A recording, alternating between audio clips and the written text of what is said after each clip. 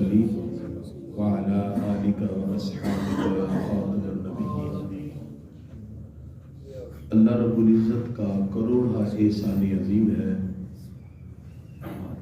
جس نے آج ہمیں درس قرآن کی اس نشست میں شرکت کی سعادت عطا کی۔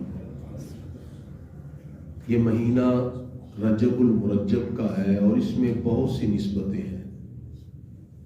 22 رجب المرجب کی مناسبت سے آج ہم اس عظیم ہستی کا ذکر اور ان کے مناقب پہ بات کریں گے جن کے دامن میں بہت سی نسبتیں وابستہ ہیں۔ حضور اکرم صلی اللہ تعالی علیہ وآلہ وصحبہ وبارک وسلم نے قرآن کے نزول کے ساتھ ساتھ کچھ ایسے افراد تھے جن پر کامل اعتماد کرتے ہوئے ان کو قرآن لکھنے کی ڈیوٹی عطا فرمائی۔ وہ افراد جو قرآن لکھنے پر مأمور تھے ان کو کاتبین وحی کہتے ہیں۔ ان کی تعداد 40 سے کچھ زیادہ ہے اور بعض کے نزدیک 40 ہے۔ اسی طرح حضور اکرم صلی اللہ تعالی علیہ وسلم نے اسلام کے پیغام کو عام کرنے کے لیے بادشاہوں اور فرما رواؤں کے نام خطوط کو لکھنے کا سلسلہ شروع کیا تو جماعت صحابہ میں کچھ افراد تھے جن پر اعتماد کرتے ہوئے حضور صلی اللہ علیہ وسلم نے بادشاہوں اور فرما رواؤں کو خط لکھنے کی ڈیوٹی انہیں عطا کی، جو محدث بھی ہیں اور فقیہ بھی ہیں۔ جماعت صحابہ میں کچھ وہ ہیں جو صرف محدث ہیں، یعنی حدیث اکٹھی کرنے والے، جیسے حضرت ابو ہریرہ رضی اللہ عنہ، آپ کو اللہ نے حدیث کو جمع کرنے میں بڑا مقام دیا، لیکن فقاہت میں حضرت ابو ہریرہ رضی اللہ عنہ کا وہ مقام نہیں۔ اور وہ صحابہ جو محدث بھی ہیں اور فقیہ بھی ہیں، ان کا مرتبہ اور مقام دین کے اندر باقی جماعت صحابہ کے جمی افراد سے زیادہ ہے۔ آج ہم اسی جماعت صحابہ میں ایک ہستی سلطان اسلام حضرت سیدنا امیر معاویہ رضی اللہ تعالیٰ عنہ، ان کے حوالے سے 22 رجب المرجب کی مناسبت سے گفتگو کریں گے۔ حضرت امیر معاویہ رضی اللہ تعالیٰ عنہ کی سگی بہن حضور صلی اللہ علیہ وسلم کی بیوی ہے، اور جو حضور صلی اللہ علیہ وسلم کی بیوی ہے وہ ساری امت کی مائیں ہیں، اور اس اعتبار سے آپ اس امت کے ماموں ہیں۔ اللہ تعالیٰ قرآن میں ارشاد فرماتا ہے وَأَزْوَاجُهُ أُمَّهَاتُهُمْ، نبی کی بیویاں ازواج مطہرات امت کی مائیں ہیں۔ اللہ تعالیٰ نے قرآن پاک میں ارشاد فرمایا پیارے محبوب یہ نکاح آپ نے اپنے مرضی سے کیے ہی نہیں۔ اللہ فرماتا ہے یہ ساری ازواج مطہرات حلال کر کے ہم نے آپ کے نکاح میں دی ہے۔ یہ حضور صلی اللہ علیہ وسلم کا طر امتیاز ہے کہ سرکار دو عالم علیہ السلام کا جن ہستیوں کے ساتھ نکاح ہوا ان کا مرتبہ باقی خواتین سے اعلیٰ اور افضل ہے۔ اللہ قرآن میں فرماتا ہے یا نساء النبی، اے نبی کی بیویوں اس بات کو دل میں بٹھاؤ، لستن کاحد من النساء، کائنات کی کوئی عورت مرتبے میں تمہارے درجے کو پہنچ ہی نہیں سکتی۔ یہ حضور صلی اللہ علیہ وسلم کی ازواج مطہرات ہیں۔ تو ان ازواج مطہرات میں ایک حضرت امیر معاویہ رضی اللہ عنہ کی بہن جناب حضرت ابو سفیان رضی اللہ عنہ کی بیٹی بھی ہیں، جو امت کی ماں ہے قرآن کی نص قطعی سے۔ تو اس اعتبار سے حضرت امیر معاویہ رضی اللہ تعالیٰ عنہ آپ بھی دین اسلام میں ایک عظمت رکھنے والی ہستی کے اعتبار سے آپ کی عظمت، رفعت اور شان کو ہمیشہ سربلندی کی نگاہ سے دیکھا جاتا ہے۔ اللہ تعالیٰ نے قرآن مجید فرقان حمید کے اندر متعدد مقام پر صحابہ کی عظمتوں کو ذکر کیا۔ پروردگار ارشاد فرماتا ہے لا یستوی منکم من انفق من قبل الفتح وقاتل، فرمایا میرے محبوب کے صحابہ کرام، جماعت صحابہ، تم درجے میں برابر نہیں۔ جنہوں نے فتح مکہ سے پہلے اسلام قبول کیا ان کا درجہ ان صحابہ سے اونچا ہے جنہوں نے فتح مکہ کے بعد اسلام قبول کیا۔ یہ اللہ تعالیٰ نے قرآن میں ذکر کیا لا یستوی منکم من انفق من قبل الفتح وقاتل اولئک اعظم درجۃ من الذین انفقوا من بعد وقاتلوا وَكُلًّا وَعَدَ اللَّهُ الْحُسْنَى۔ اللہ تعالیٰ فرماتا ہے جنہوں نے فتح مکہ سے پہلے اسلام قبول کیا ان کا درجہ اونچا، افضل اور اعلیٰ ہے، لیکن فرمایا جماعت صحابہ میں داخل ہونے والے ہر فرد کے لیے اللہ کا وعدہ ہے وَكُلًّا وَعَدَ اللَّهُ الْحُسْنَى، اللہ نے ہر صحابی سے حسنہ کا وعدہ کر لیا، ہر صحابی سے جنت کا وعدہ کر لیا۔ قرآن کی تفسیر قرآن سے کی جائے وہ سب سے اعلیٰ تفسیر ہوتی ہے، اور سب سے اعلیٰ ماخذ یہی ہے کہ قرآن کی قرآن سے تفسیر کی جائے۔ اللہ فرماتا ہے وَكُلًّا وَعَدَ اللَّهُ الْحُسْنَى، ہر صحابی سے حسنہ کا وعدہ ہے۔ حسنہ کیا ہے؟ اللہ فرماتا ہے إِنَّ الَّذِينَ سَبَقَتْ لَهُم مِّنَّ الْحُسْنَى اولئک عنہا مبعدون، فرمایا جن سے حسنہ کا وعدہ ہے وہ پکے جنتی ہو گئے، وہ جہنم سے دور ہیں۔ تو قرآن کی نص اور قرآن کی آیت میں وَكُلًّا وَعَدَ اللَّهُ الْحُسْنَى، اس سے پتا چلا ہر صحابی نبی جنتی جنتی۔ یہ قرآن کی نص قطعی سے ثابت ہے وَكُلًّا وَعَدَ اللَّهُ الْحُسْنَى، فرمایا ہم نے ہر ایک سے جنت کا وعدہ کر لیا۔ تو جماعت صحابہ میں حضرت امیر معاویہ رضی اللہ عنہ بھی ہیں، ان کے بارے میں ایک قول ہے آپ نے فتح مکہ سے پہلے اسلام قبول کر لیا، اظہار فتح مکہ کے بعد کیا، اور ایک قول ہے کہ آپ کا قبول اسلام فتح مکہ کے بعد ہے۔ جب آپ نے اسلام قبول کیا، حضور صلی اللہ علیہ وسلم کے دامن سے وابستہ ہو گئے تو جماعت صحابہ میں شامل ہوئے۔ اس کے بعد جتنے غزوات ہوئے، دین اسلام کی عظمت کے حوالے سے جتنے معاملات رہے، حضرت امیر معاویہ رضی اللہ تعالیٰ عنہ اسلام کی تبلیغ و اشاعت میں حضور صلی اللہ علیہ وسلم کے ساتھ ہیں۔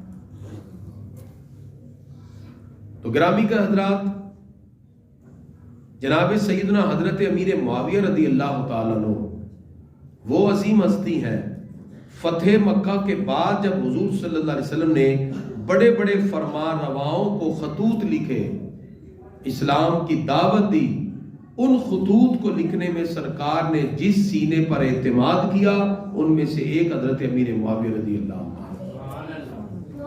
فتح مکہ کے بعد جب قرآن نازل ہوتا ہے، حضور صلی اللہ علیہ وسلم قرآن کو لکھنے میں جن ہستیوں کو منتخب کرتے ہیں ان میں سے ایک ہستی حضرت امیر معاویہ رضی اللہ تعالیٰ۔ نبی کریم صلی اللہ تعالی علیہ وآلہ وآصحابہ وبارک وسلم نے مختلف اسلام کی جو عظمتوں والے مقامات تھے جس میں مسلمان پیش قدمی کر کے جہاد کے لیے، اللہ کے دین کی سربلندی کے لیے نکلے، ان میں سے ایک ہستی حضرت امیر معاویہ رضی اللہ تعالی عنہ، جیسے کہ غزوہ حنین ہے، فتح مکہ کے بعد ہوا۔ حنین کی طرف جاتے ہوئے جتنے صحابہ ہیں اللہ ان کے بارے میں قرآن میں ایک آیت اتارتا ہے۔ جس وقت وہ حنین کی طرف بڑھ رہے تھے، کثرت کی وجہ سے صحابہ کرام کے دل میں آیا آج تو ہم پکے ہی کامیاب ہیں، لیکن انہوں نے پہاڑوں سے چھپ کر مسلمانوں پر تیر برسائے، مسلمانوں کے قدم اکھڑ گئے۔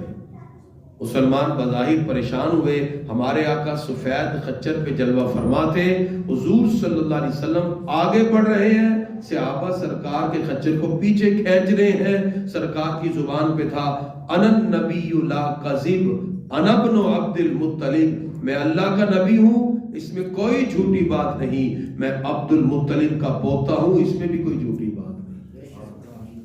ہمارے آقا نے یہ نعرہ لگایا انا النبی لا کذب انا ابن عبد المطلب، اور ایسے آگے بڑھے۔ صحابہ کرام اس وقت تھوڑے سے پریشان ہوئے، تیروں کا حملہ تھا، ان ایکسپیکٹڈ تھا، متوقع نہیں تھا کہ ایسا ہوگا۔ اس مقام پہ اللہ فرماتا ہے کہ پروردگار فرماتا ہے انزل اللہ سکینتہ علی رسولہ وعلی المؤمنین، پروردگار فرماتا ہے اللہ نے تمہارے اوپر سکینت کو نازل فرمایا۔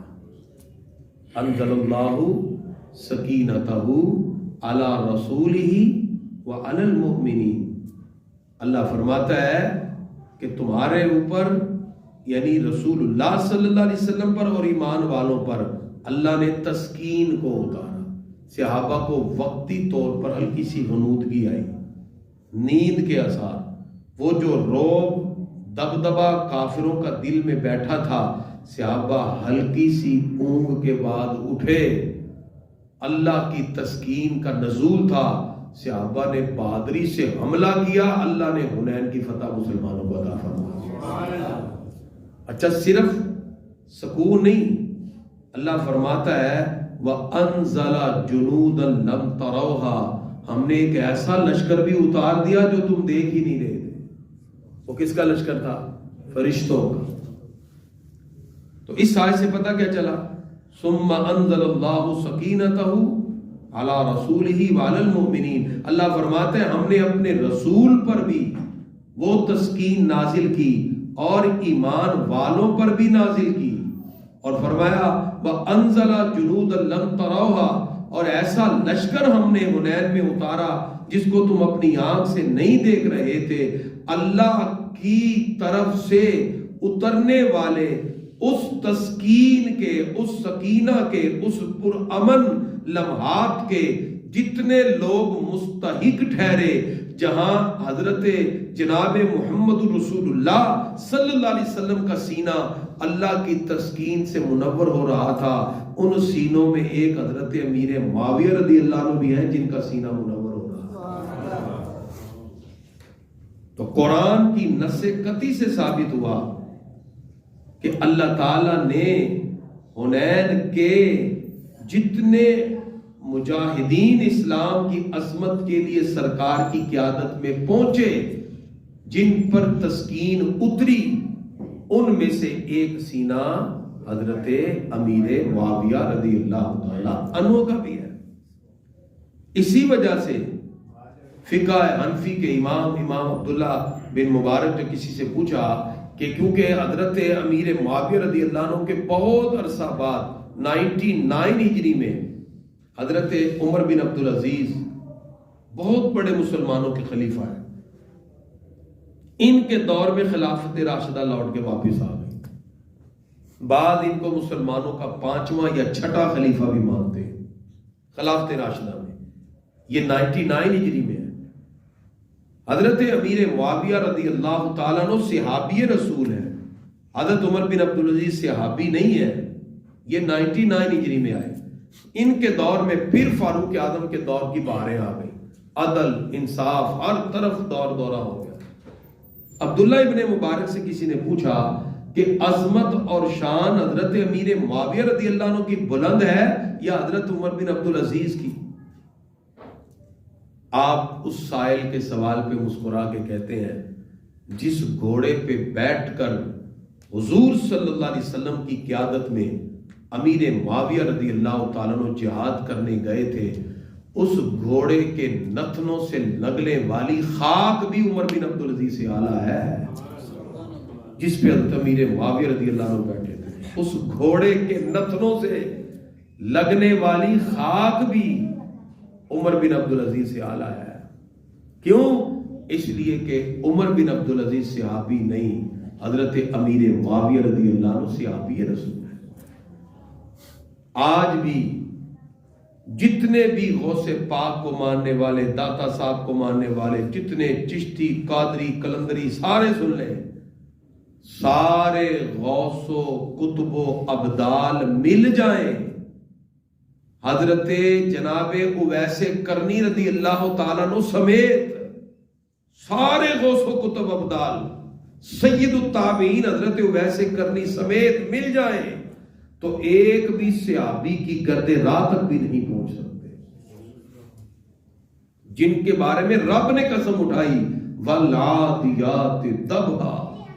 محبوب مجھے قسم ہے ان گھوڑوں کے پاؤں کے نیچے لگنے والے مٹی کے ذرات کی جن گھوڑوں پر بیٹھ کر محبوب کے صحابہ جہاد کرنے کے لیے میدان میں چلے گئے. توجہ، اللہ اس گھوڑے کے پاؤں کے سم کے نیچے آنے والے ریت کے ذرے کی قسم اٹھا رہا ہے. جو ریت کا ذرہ محبوب کے صحابی کے گھوڑے کے پاؤں کے سم کے نیچے آ گیا، کتنی نسبتیں ہیں. اللہ فرماتا ہے والعادیات ضبحا، ہمیں قسم ہے اس گھوڑے کے پاؤں کے نیچے آنے والے مٹی کے ذرے کی. اللہ کو وہ مٹی کا ذرہ کتنا پیارا ہے جو جہاد کے لیے نکلے ہوئے صحابی کے گھوڑے کے پاؤں کے سم کے نیچے آیا، وہ اللہ کو کتنا پیارا ہے. تو اس ریت کے ذرے کی نسبت سم سے ہے، سم کی نسبت پاؤں سے ہے، اس پاؤں کی نسبت گھوڑے کی ٹانگوں سے ہے، اس ٹانگوں کی نسبت گھوڑے کے وجود سے ہے. اس وجود پہ بیٹھے ہوئے صحابی کا کیا مقام و مرتبہ ہوگا. اس لیے گرامی حضرات، آج کے اس افراط و تفرید کے دور میں ایمان بچانا بڑا مشکل ہے. بڑی بڑی باندھ باندھ کی بولیاں، نت نئی تحقیقاتیں لوگ لا رہے ہیں. الحمدللہ میں علامہ عبدالرشید جنگوی صاحب، مولانا سردار صاحب کے جو پہلے خلیفہ ہیں، میں ان کا براہ راست شاگرد ہوں. ہم نے ان کے پاس بیٹھ کے سیکھا اور شرف طلب حاصل کیا.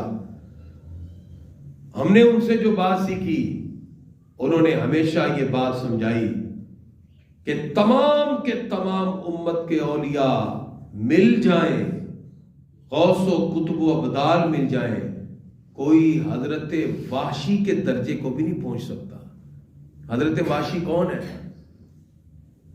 جنہوں نے سرکار کے چچا حضرت امیر حمزہ کو شہید کیا. فتح مکہ کے بعد یہ چلے گئے. کسی نے کہا چھپتے چھپاتے سرکار کے پاس چلے جاؤ، وہ رحمت للعالمین ہے، معاف کر دیں گے. یہ منہ پہ کپڑا ڈال کے چھپتے چھپاتے سرکار کے پاس آ گئے. عرض کیا پیارے آقا معاف کر دیں، میں بھی مسلمان ہونا چاہتا ہوں. سرکار دو عالم رضوان تواشی، ہاں. سرکار نے فرمایا ٹھیک ہے، میرے پاس آ گئے ہو. کلمہ پڑھایا، مسلمان کر دیا. فرمایا آپ مجھے بتاؤ میرے چچا کی بہادری، احد میں کیا معاملہ ہوا. ہم نے پورا واقعہ سنایا. سرکار کی آنکھوں میں آنسو بہنے لگے. فطرتی تقاضوں کے مطابق سرکار نے، آپ صلی اللہ علیہ وسلم رحمت اللہ علیہ، توجہ، سرکار نے فرمایا کلمہ پڑھ لیا ہے، اب میرے سامنے نہ آنا.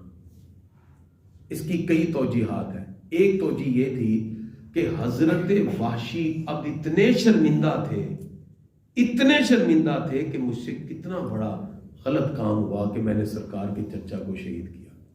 اور ہمارے آقا اتنے بڑے رحمت للعالمین ہیں، ہمارے آقا یہ نہیں چاہتے کہ میرا کوئی صحابی کا سامنا ہو اور وہ ندامت سے اپنے سر کو جھکا لے. منع کر دیا. حضرت وحشی نے سرکار کو کتنی مرتبہ دیکھا؟ ایک بار. کلمہ پڑھ کے چلے گئے.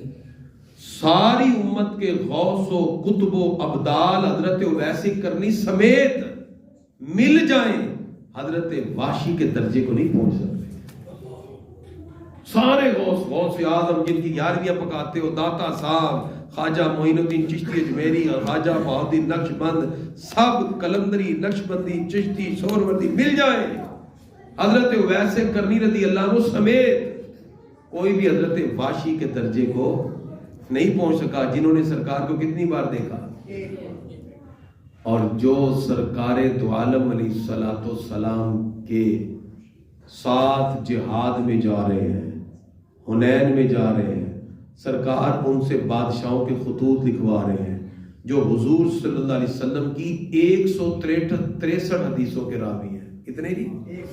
163 163 حدیثوں کے راوی، جنہوں نے سرکار پہ، حضور اکرم صلی اللہ تعالی علیہ وسلم پہ کلمہ پڑھنے کے بعد ساری زندگی اسلام کے لیے وقف کر دی، جو کاتب وحی ہے، جو قرآن آپ پڑھ کے رب کی رحمتیں حاصل کرتے ہیں، اس قرآن کو لکھنے میں ایک حساب کا بھی ہے۔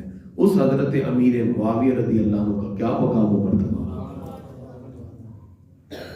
اس لیے گرامی کا حضرات، جس وقت حضرت عثمان غنی رضی اللہ عنہ شہید ہوئے تو چونکہ اس بنیاد پر کچھ اختلاف پیدا ہوا، تو حضرت امیر معاویہ رضی اللہ تعالیٰ عنہ کا کسی نہ کسی بنیاد پر حضرت مولا علی سے اختلاف ہو گیا۔ وہ قاتلین عثمان کے قصاص پر، یعنی خون عثمان پر قصاص کا مطالبہ کرتے تھے، قاتلین عثمان کو کیفر کردار پر پہنچانے کے لیے۔ حضرت مولا علی حالات کے سازگار ہونے اور اس کی تمام چیزوں کی وضاحت ہونے تک انتظار کرنا چاہتے تھے۔ اسی دوران سازشیوں نے، باغیوں نے اس فتنے کو زیادہ بڑھا دیا، غلط فہمی کی بنیاد پر۔ حضرت مولا علی کی شہادت کے بعد جب یہ فتنے نہ رکے تو مجھے بتائیے، جس کو مولا حسن پسند کرے آپ کو کیوں نہیں پسند آتے؟ سرکار نے خود اپنے منبر پہ بٹھا کے کہا تھا، ان ابنی ھذا سید، میرا یہ بیٹا حسن سردار ہے، اور میں دو مسلمانوں کے گروہوں میں اختلاف ہوگا تو میرا بیٹا دونوں میں کیا کروا دے گا؟ صلح۔ دو کافروں کے گروہ میں یا مسلمانوں کے؟ ہمارے آقا نے فرمایا دو مسلمانوں کے گروہ میں۔ پتہ چلا دونوں طرف سے مسلمان تھے، غلط فہمی تھی۔ حضرت مولا حسن نے، حضرت امام حسن مجتبی رضی اللہ عنہ نے آگے بڑھ کے جناب حضرت امیر معاویہ رضی اللہ عنہ کی بیعت کی اور کہا اب حکومت آپ کے سپرد کرتے ہیں۔ سلطان اسلام حضرت امیر معاویہ رضی اللہ تعالی عنہ، اس کے بعد آپ پھر خلافت پہ فائز ہوئے۔ 41 ہجری سے لے کر 60 تک جو اسلام کی عظمتوں کو دنیا تک پہنچاتے رہے وہ حضرت امیر معاویہ رضی اللہ عنہ۔ 41 سے 60 کتنا عرصہ بنتا ہے؟ تقریباً 19 سال 20 سال۔ آپ کے دور میں بڑی بڑی فتوحات ہوئی۔ حضرت عثمان غنی رضی اللہ عنہ کے دور میں جو سب سے پہلا بحری بیڑا ایجاد ہوا اور قسطنطنیہ کو فتح کیا، اس بحری بیڑے کے موجد کا نام ہی حضرت امیر معاویہ رضی اللہ عنہ۔ آپ کا نام معاویہ ہے، آپ کو امیر کیوں کہتے ہیں؟ کیونکہ آپ ملک شام سیریا کی امارت پر 20 سال تک فائز رہے، اس وجہ سے آپ کو کیا کہتے ہیں؟ حضرت امیر معاویہ رضی اللہ عنہ۔ اس بنیاد پر گرامی حضرات، حضور اکرم صلی اللہ تعالی علیہ وسلم آپ کی امت میں آپ فقیہ ہیں۔ البدایہ کے اندر موجود ہے اور دیگر کتب تاریخ میں موجود ہے۔ کسی نے آ کے حضرت عبداللہ ابن عباس سے پوچھا، عبداللہ ابن عباس اس امت کے حبر الامہ ہے، حبر الامہ۔ ان سے کہا گیا کہ یہ بتائیے کہ فلاں شخص یہ کہتا ہے لیکن حضرت امیر معاویہ رضی اللہ عنہ کی اس مسئلے میں یہ رائے ہے۔ آپ نے فوراً کہا قد اصابہ، امیر معاویہ نے ٹھیک کہا، لِأَنَّهُ فَقِيرٌ، امیر معاویہ کو عام سے آبی نہ سمجھو، اللہ نے فقاہت کا تاج ان کے سر پہ رکھا ہے، وہ فقیہ ہیں۔ میں نے پہلے بتایا صحابہ میں بھی کیٹیگری ہے، کچھ محدث ہے کچھ فقیہ ہیں۔ حضرت ابو ہریرہ محدث ہے، فقیہ نہیں ہے۔ حضرت امیر معاویہ رضی اللہ عنہ محدث بھی ہیں اور فقیہ بھی ہیں۔ آپ 163 حدیثوں کے راوی ہیں اور آپ نے فقاہت میں یہ مقام حاصل کیا۔ کیوں؟ اس لیے کہ سرکار یعنی ہر بندے کو وحی لکھنے پر مقرر نہیں کرتے تھے کہ ہر بندہ لکھے۔ حضور اکرم صلی اللہ علیہ وسلم نے جس ہستی پر اعتماد کر کے ان کو وحی لکھنے پر مأمور کیا تو جن کو معمور کیا وہ سب سے افضل تھے، تو حضور صلی اللہ علیہ وسلم نے اعتماد کیا، ان اعتماد یافتہ لوگوں میں سے ایک نام حضرت امیر معاویہ رضی اللہ عنہ کا۔ سرکار نے خطوط لکھوائے۔ آج لوگ کہتے ہیں نہیں جی، کوئی ایک دو آیتیں لکھ دی ہوں گی۔ میں نے کہا آیت ایک بھی سرکار کے حکم پہ لکھی ہو، کاتب وہی تو پھر بھی بن گئے نا، تمہیں کس چیز کی پرابلم ہے؟ تو حضور اکرم صلی اللہ علیہ وسلم نے جن سینوں پر اعتماد کیا ان میں سے ایک سینہ حضرت امیر معاویہ رضی اللہ عنہ کا ہے۔ لوگ کہتے جی ان کی امارت ٹھیک نہیں تھی، ان کا دور حکومت ٹھیک نہیں تھا۔ ہم بخاری سے حوالہ دیتے ہیں، حضور اکرم صلی اللہ علیہ وسلم اکثر دوپہر کو اپنی پھپھو کے گھر چلے جاتے، ان کا نام ہے ام حرام بنت ملحان۔ ام حرام بنت ملحان کے گھر دوپہر کو کھانا کھا کے جاتے تو آپ کی پھپھو سرکار لیٹ جاتے تو ان کے بالوں میں ایسے ایسے سہلاتی اور سرکار سو جاتے ہیں۔ یہ اکثر معمول رہا۔ دوپہر گرمیاں آئیں گی نا تو گرمیوں میں اکثر کھانا کھا کے گھنٹہ ڈیڑھ گھنٹہ آپ بھی ریسٹ کرتے ہیں، سردیوں میں تو اتنا نہیں ہوتا۔ تو یہ ہمارے پیارے نبی کا معمول تھا۔ صحیح بخاری میں ہے، ایک دن حضور اکرم صلی اللہ علیہ وسلم اسی طرح دوپہر میں گئے، ان کے گھر جا کے لیٹے اور سو گئے۔ تھوڑی دیر بعد اٹھے اور مسکرانے لگے، تو انہوں نے عرض کیا کہ آپ کیوں مسکرا رہے ہیں؟ آخر کوئی وجہ ہوتی ہے؟ سرکار فرماتے میں نے ابھی خواب میں دیکھا، مجھے اللہ نے دکھایا میری امت کے کچھ لوگ سمندر پہ بحری بیڑے میں بیٹھ کر گئے ہیں اور ایک علاقہ فتح کر لیا ہے، اور فتح کر کے اس کے تخت پہ بیٹھ کے مسکرا رہے ہیں۔ ان کو مسکراتا دیکھ کے میں بھی مسکرانا شروع ہو گیا۔ حدیث سمجھ آ گئی؟ سب سے پہلے جس ہستی نے بحری بیڑے کے ایجاد کیا وہ حضرت امیر معاویہ رضی اللہ عنہ۔ سرکار نے خواب میں دیکھا، اگر ان کی عمارت ٹھیک نہیں تھی اللہ تعالیٰ تو ان کو پہلے دکھا رہا ہے۔ حضرت امیر معاویہ رضی اللہ عنہ کا دور تو بعد میں دور آیا، دور عثمانی میں بعد نے کہا کہ پہلی فتح ہوئی ہے بحری بیڑا، حضرت امیر معاویہ تھے، تو اس وقت بھی اگر حساب لگائیں تو اچھے خاصے سال بنتے، 30 سال سے قریب عرصہ قریب بن جاتا ہے۔ تو اس وقت 25 سال 24 سال پہلے ہمارے آقا نے دیکھ لیا، اگر ان کی حکومت یا عمارت ٹھیک نہیں تھی تو ہمارے آقا اٹھ کے کہتے کہ یہ میرے تخت پر کچھ اور لوگ بیٹھ گئے ہیں۔ سرکار غصے کا اظہار کرتے، ہمارے آقا کا مسکرانا اس بات کی دلیل ہے ہمارے آقا نے حضرت امیر معاویہ کی عمارت کو پسند فرما لیا۔ جس کو سرکار نے پسند کیا ہے اسے ہمیں بھی پسند کرنا چاہیے۔ آخری بات اور اس کے بعد ہم دعا کرتے ہیں۔ گرامی کے حضرات، ہم چونکہ نسبت والے لوگ ہیں، میرے والد گرامی حضرت خواجہ قمر الدین سیالوی رحمۃ اللہ علیہ کے مرید ہیں اور مرید صادق ہیں، کیونکہ آپ جس وقت حضرت خواجہ صاحب خواجہ شمس الدین سیالوی رحمۃ اللہ علیہ کے مزار پر سال میں جب آپ جاتے اور مراقبہ کرتے، سارے دربار کو خالی کیا جاتا۔ ایک مقام ایسا تھا کہ خادم آیا، سارا گھوم پھر کے چلا گیا، تو انہوں نے کہا خواجہ صاحب سے اندر خالی، آپ جائیں اور اپنا وظیفہ اور جو بھی آپ نے اوراد پڑھنے پڑھیے۔ تو قدرتی طور پر نظر نہیں پڑی، دروازے بند، حضرت خواجہ قمر الدین سیالوی اندر تھے یا قاری کریم الدین سیالوی اندر تھے۔ میرے والد گرامی نے اس وقت جو روحانی اسرار کو اپنے دامن میں لیا، خواجہ قمر الدین سیالوی رحمۃ اللہ علیہ باہر آ کے کہتے ہیں قاری کریم الدین سیالوی سر کے بالوں سے لے کے پاؤں کے ناخن تک خیر ہی خیر ہے۔ میں ان کا بیٹا ہوں جو آپ سے بات کر رہا ہوں، یہ نہیں کہ میں کوئی 2-3 پشتوں کی بات کر رہا ہوں، یہ بات آخری کر کے یاد رکھیں۔ بعض لوگوں نے اس پہ بڑے بڑے سوال اٹھائے۔ حضرت شیخ الاسلام خواجہ قمر الدین سیالوی رحمۃ اللہ علیہ فرماتے ہیں کہ میں ایک دن حضرت مولا علی کے دربار پہ گیا، حاضر ہوا ان کے روضہ مبارک پر نجف شریف میں، تو میں باہر بیٹھا تھا تو مجھے آواز آئی اندر سے، روضہ مولا علی سے آواز آئی کہ قمر الدین اندر آ جاؤ۔